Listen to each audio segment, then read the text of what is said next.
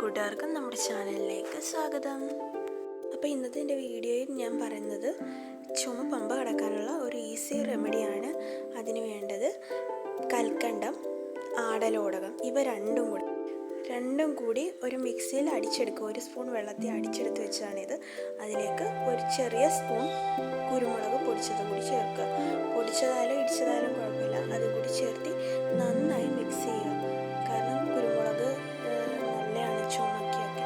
അതുപോലെ തന്നെ കൽക്കണ്ടം കഫക്കെട്ടിനും ചുമ മാറാനും നല്ലതാണ്.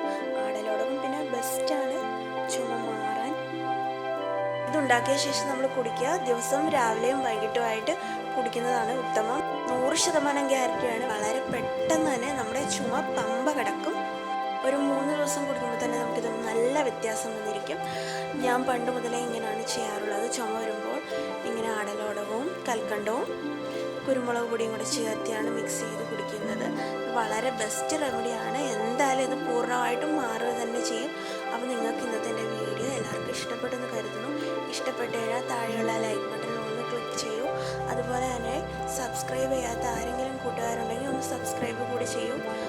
ബെല്ലൈക്കൺ കൂടി ഒന്ന് അമർത്തി സപ്പോർട്ട് ചെയ്യൂ. താങ്ക് യു എല്ലാവർക്കും.